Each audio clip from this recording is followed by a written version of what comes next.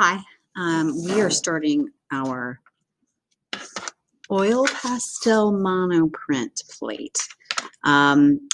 If you're doing this from home, which you probably will be, you're going to need your plate. You're going to need your water-soluble crayons, muy expensivo. You're going to need your brain, your sketchbook, and perhaps a pencil, optional, and one of my inspiration cards. You get what you get, and you don't throw a fit. And I'm gonna try that myself.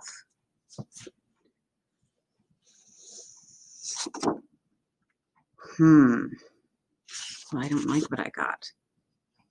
I'm gonna pick one more time. That one's just really no.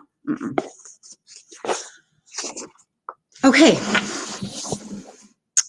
So this is what I drew out of the hat. And so the idea of inspiration is that this is the diving board into the pool of creativity. That's what I like to say. Basically, I can totally change this image in whatever way I want as an artist.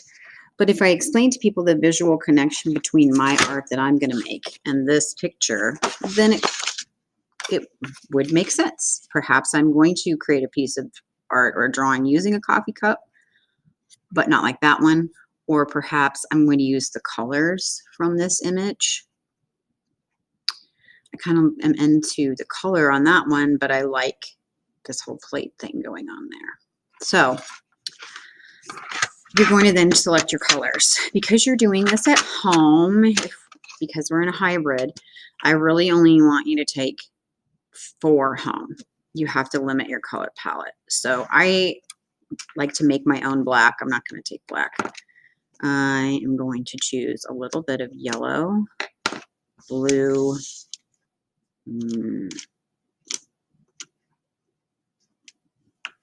green, and some red. Oh, I'm going to take that red much. Okay, so I kind of have this little primary thing going on. And I am going to kind of sketch out some ideas in my sketchbook. I'm demonstrating this. I'll do this less as the semester goes on. But what do I want my image to look like? So you kind of have a square to deal with. And usually I'll sketch a couple of things out before I decide. But just for purpose's sake here, for demo purposes and speed and all that, I'm just going to kind of sketch out what I want this to look like, which is kind of boring, I guess. It's a little centered. The composition's not that interesting. But for what I'm doing, it's going to be kind of bright, fun, pop colors. Then I think I'm going to be happy with that. So there's a chance that what you sketch in pencil might transfer. That's a chance I'm going to go ahead and take, I think.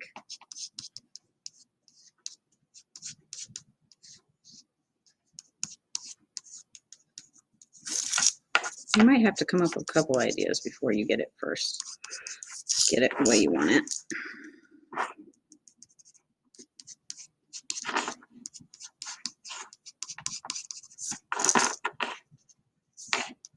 Okay, I really want to do something cool here.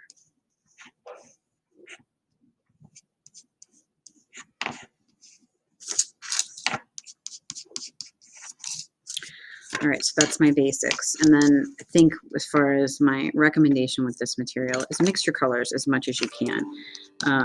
So if you've ever used oil pastels, it's similar to that.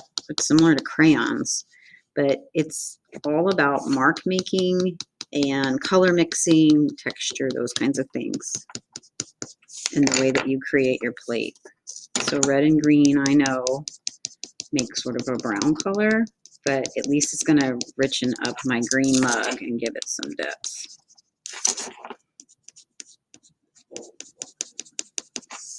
For this to print correctly, you want to put your application on pretty thick. So we're in hybrid.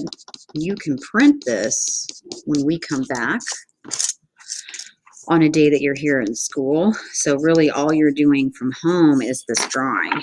And you know, right side of the cloud here is that you can actually spend more time and probably concentrate a little bit more drawing this from home. You can spend a ton of time on it, actually. So blending and mixing.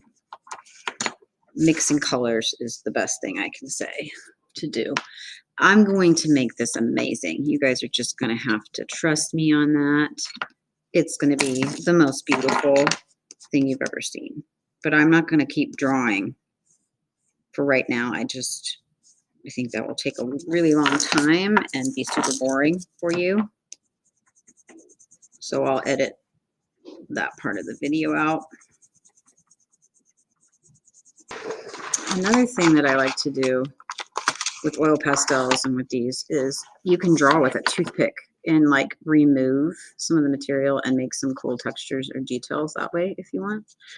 You can't really erase, but if you make a mistake, you can sort of scrape off an area. So they're a little clunky. You're not going to get a ton of detail. And if you want white, then just don't put any oil pastel in that area. Okay, let's say I've spent a ton of time on that. It's time to print. I'm going to show you a couple others so that you get an idea of kind of what they look like.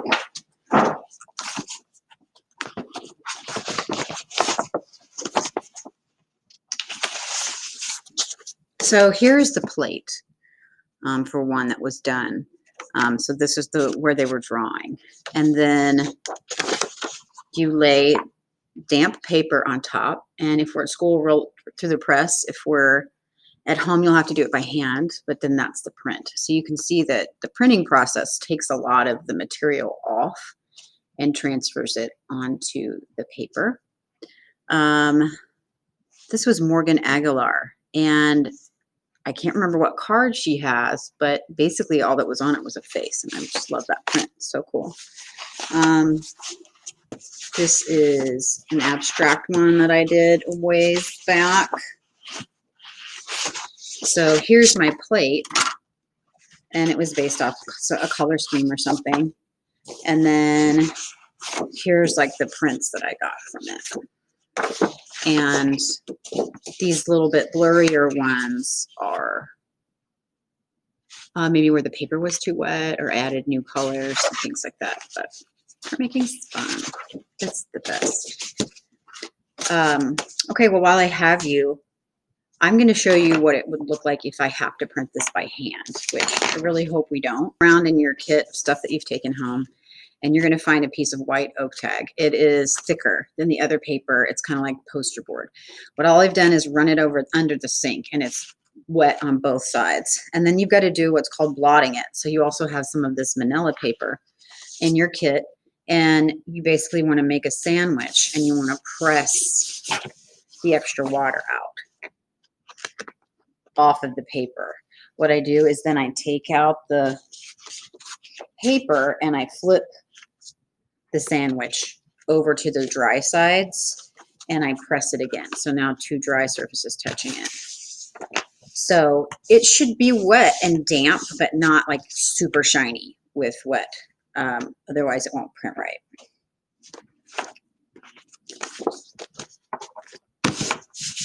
Okay. So let's say it's been properly blotted now. And again, do not do this part if we are in hybrid mode. You will print it when you come back. Okay, here is how you print it. You lay the damp paper on top of your plate, and without actually lifting it, I want you to just peek, and you can see that nothing's happening. So you need pressure. And you need something that will allow you to apply pressure evenly without ripping the wet paper. So I'm using the side of a marker. Let's see if that works. Again, just peek. See, is it working? Is it transferring? It is. It's really transferring it right there. So I must have rubbed harder there. So I'm going to peek. And I can see I need to push a lot harder. So I'm going to switch and use more of the edge of the cap.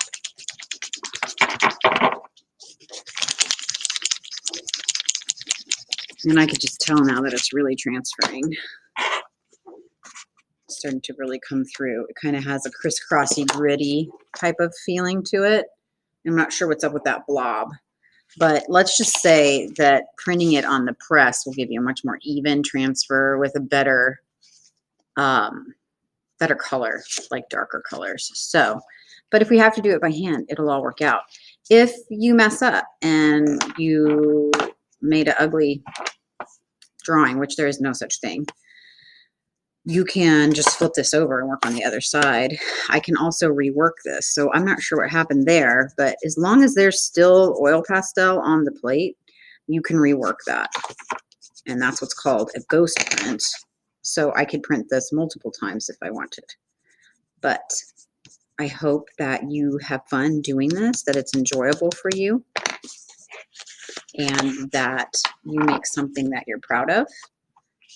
And if you don't get it the first time, keep on trying until you get something that you think is interesting and unique and that you're proud of. Wow, proud of that. Much better transfer. Okay, thank you. I forgot where you guys were.